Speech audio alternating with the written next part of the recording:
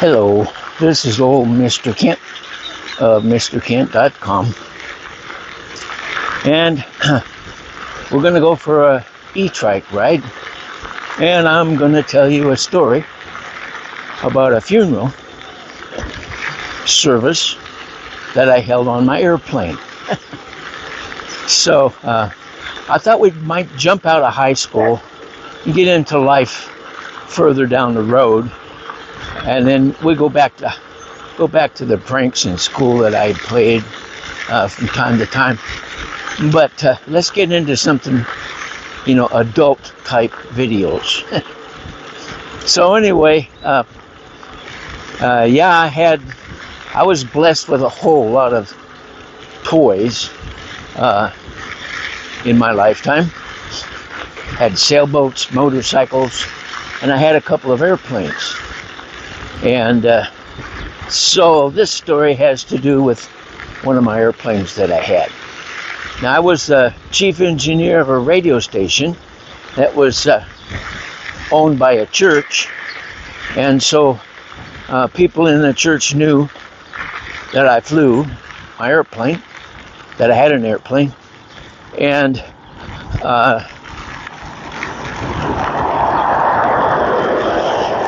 this man died, and he wanted his ashes spread over a certain area just out of town a little ways there. And so they wondered if I could do it, and I'd say be happy to do that. And so, but at 100 miles or 70 or 80, 100 miles an hour, that a Cessna, I had a Cessna 170.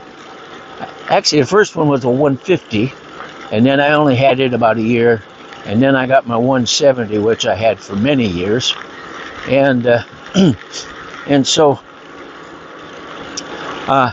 it holds 4 people. So anyway, I had to figure out some way to, if you just open up the window to throw things out, they don't go out, they come flying back in, and we didn't want that to happen. So I don't know if you know what a Venturi is, but I took a clear plastic tube, which was flexible, and I cut the end of it at an angle as to make a Venturi, and then used all kinds of the window on the Cessna 170 is hinged at the top and comes out 2 or 3 inches. Anyway, so I had all kinds of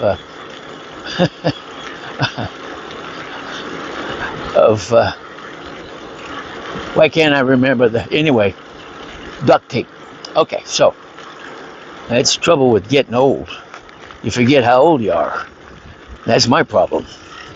Well, anyway, so I had to make sure that I had a Venturi that would suck the ashes out of they said it came in a plastic bag in a box, and it would suck the ashes out of the airplane out through the window.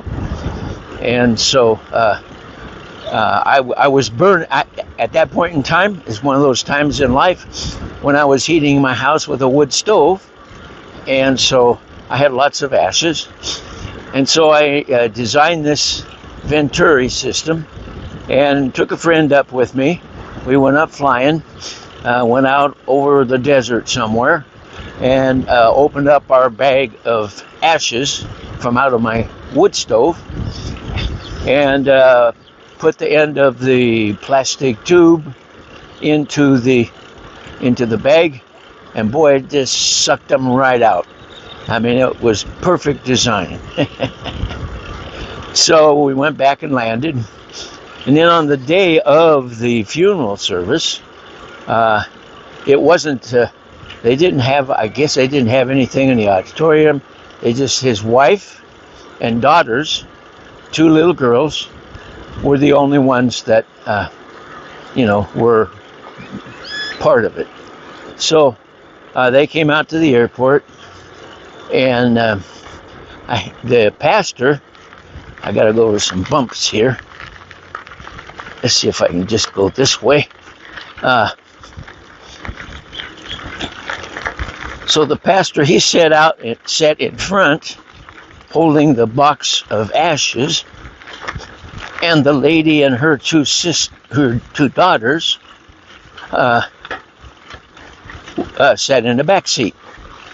And and we did, the Cessna 170 is designed for 4 passengers, but the 2 little girls, they weren't very big, so we buckled them in with 1 seat belt, and that worked just fine. So anyway, we take off, we go out to the area, and the lady pointed out where we should be.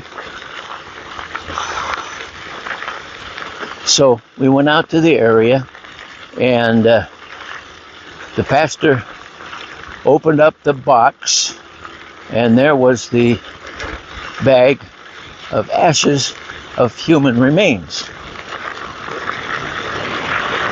And so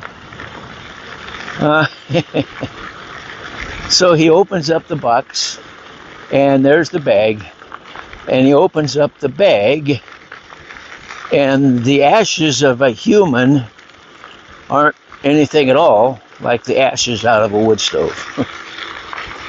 And they're like little white marbles with some dust, but also most of it's just little white marbles the size of about 1/8 of an inch on down, and they're not light.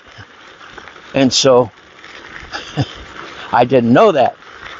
And so the pastor, he puts the plastic tube into the plastic bag, just like my buddy did.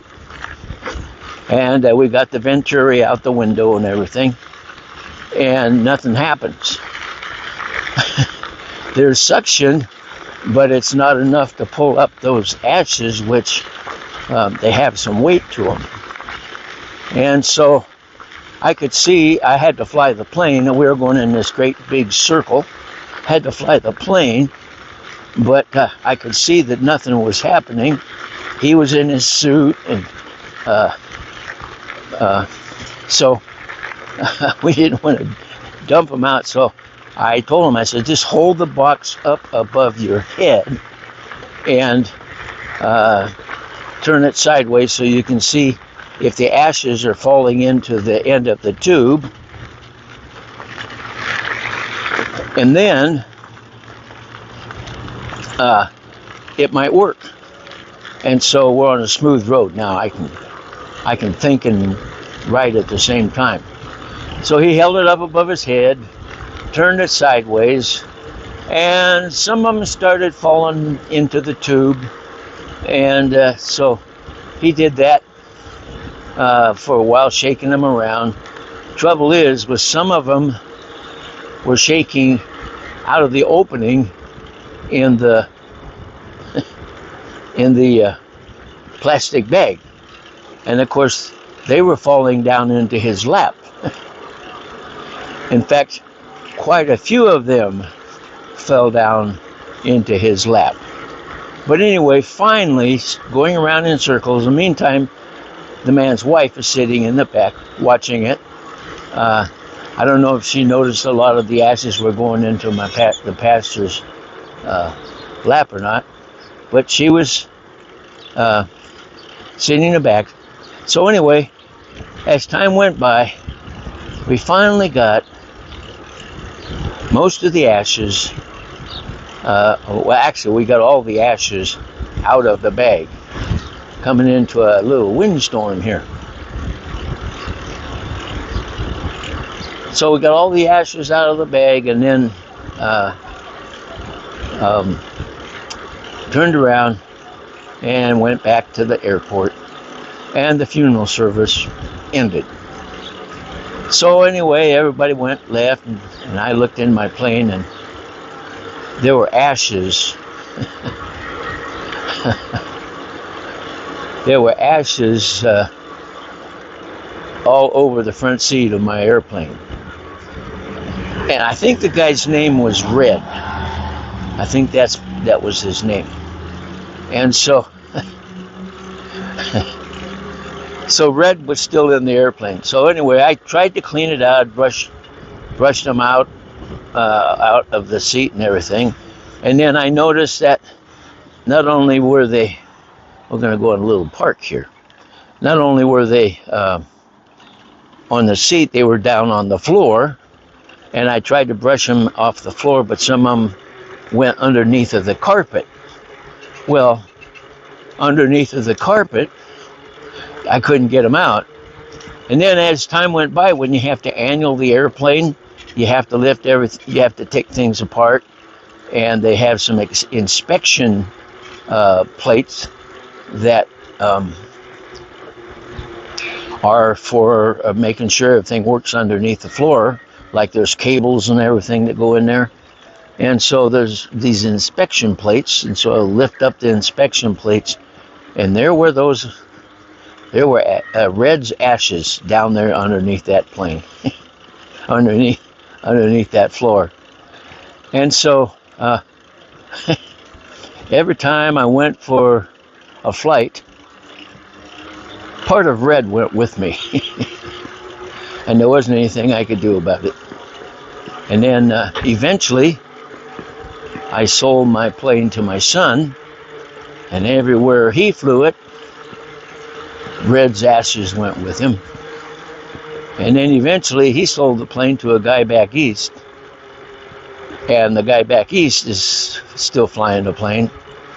So Red didn't know it, but he was bound to make a lot of airplane trips